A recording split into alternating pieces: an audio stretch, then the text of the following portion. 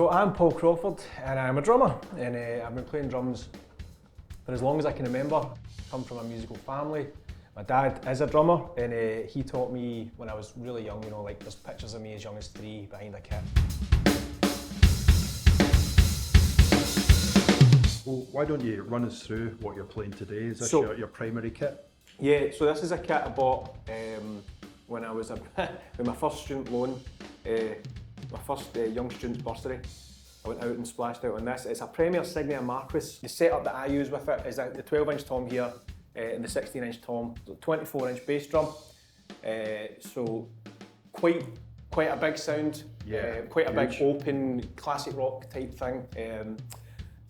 As you'll hear, and I'm playing a Black Panther, Mapex wood snare, and we also have an old vintage Slingerland 1965 Gene Krupa model snare that we were playing earlier on, which sounds phenomenal in this room.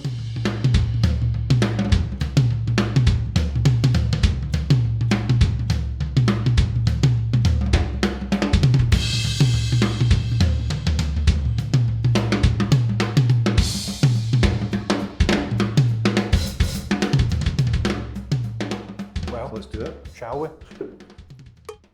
Okay, Paul, here we go. Your first challenge. Play a song you've never heard all the way to the end and get a perfect score.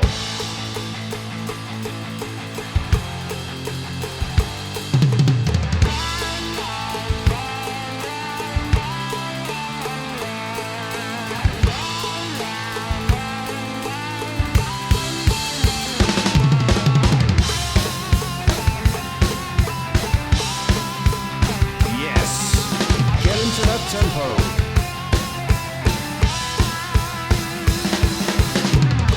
Paul's on fire. Straight out the gate, he's got it.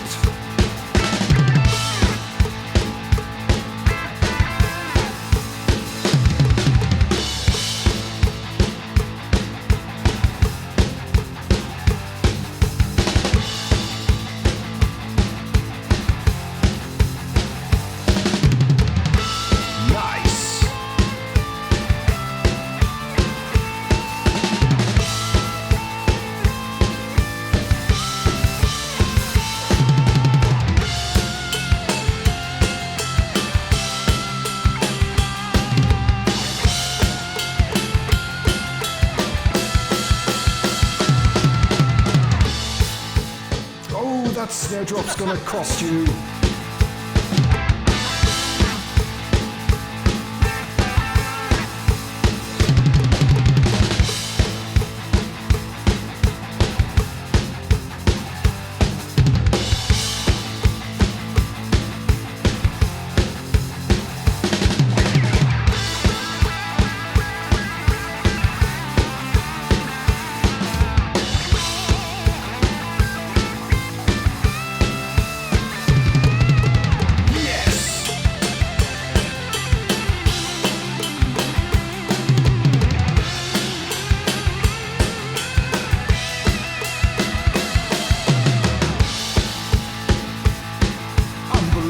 Control of those 60s. Yes.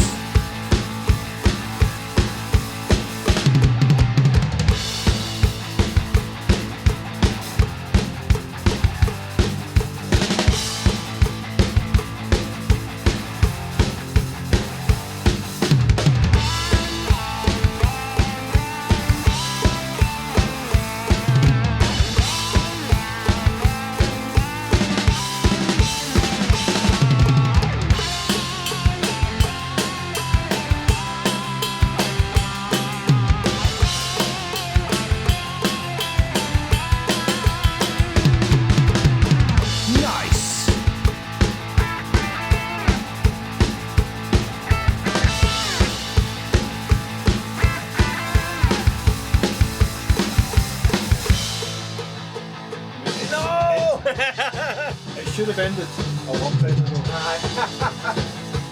I was going to say it's about twice a month for breaking the law.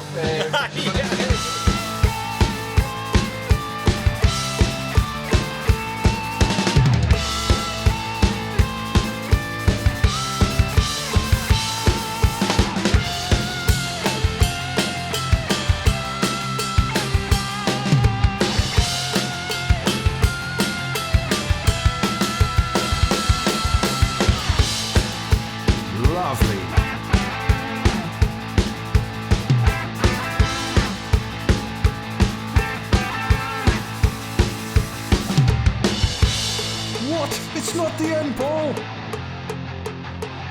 Bring it back.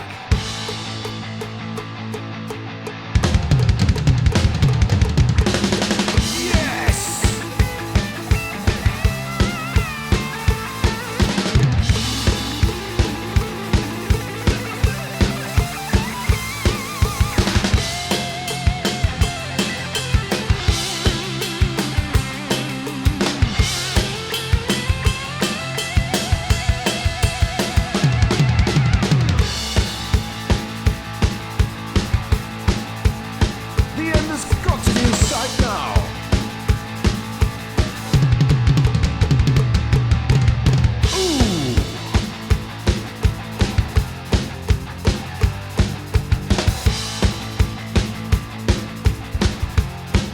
Okay, Kev, fade him out.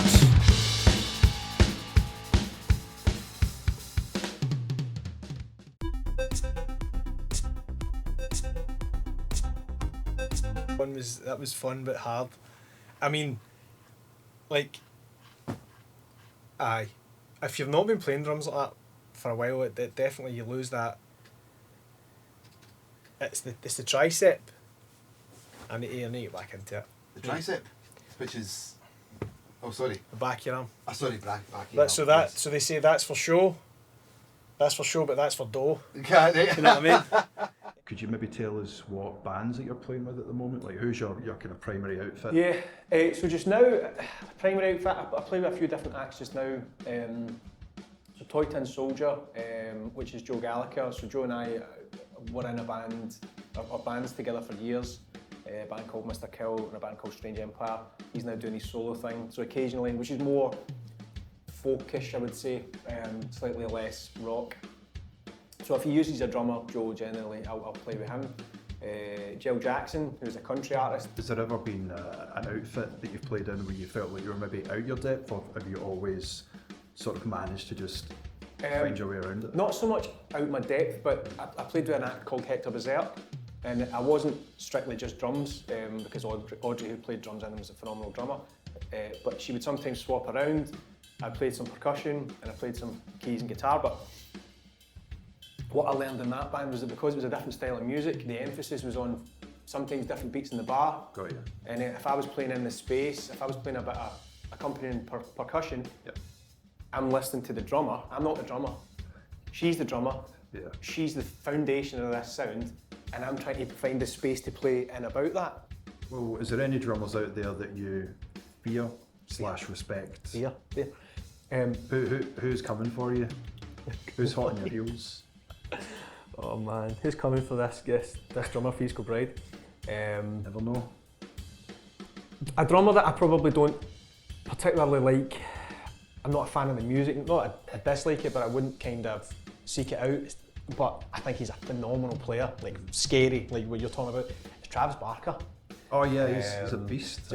Just like power, intensity, speed, consistency, like just phenomenal. So someone like that is pretty. Jay Belrose, you know who Jay Belrose is, the guy. So he plays with. He's used an awful lot. He's works with T-Bone Burnett. So in a lot of those kind of that whole genre, Americana. He was on the Robert Plant and Alison Krauss album. He's played with Ray LaMontagne and a few other people whose names escape me just now. But he is rhythm. Rhythm, you say, Paul? Well, it's time for challenge number 2. The same as the first, but it's another song. Here we go.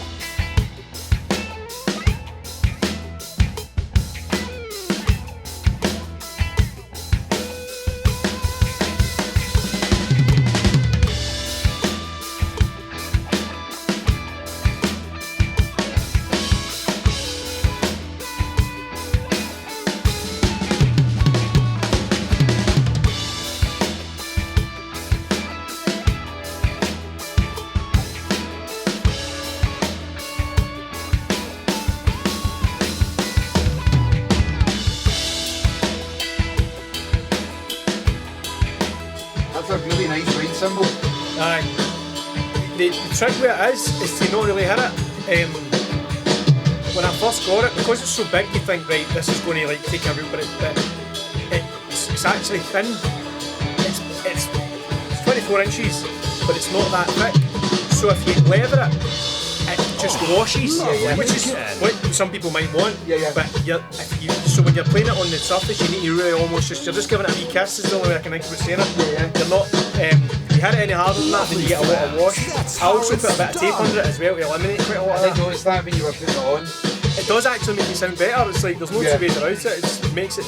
It makes it more controllable while still having the liveliness. Yep.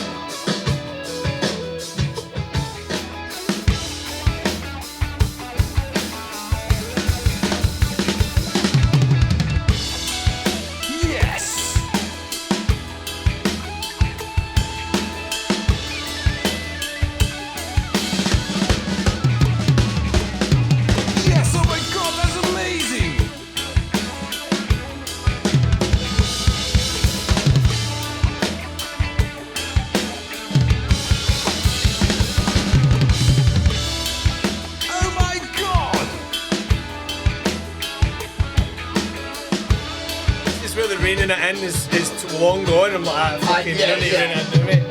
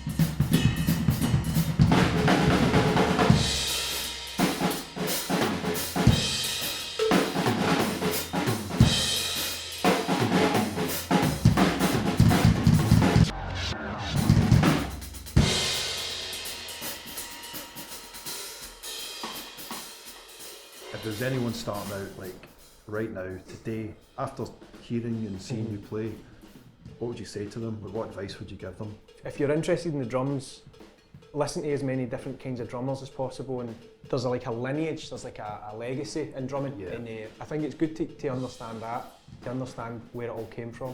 Try things that are, I remember like listening to Clive Stubblefield, I can't even remember what James Brown song it was, but the beat that he was opening the hi-hat on, and I've been playing the drums a long time when I started doing this, I actually couldn't do it because it was so against the rock sensibility of where you would open up the hi-hat, and I was like, how can I not do that?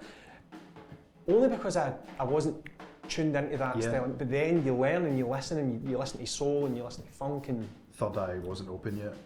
Correct. The best drummers are on the edge. Just enjoy the ride. That's pretty much Enjoy it. the ride.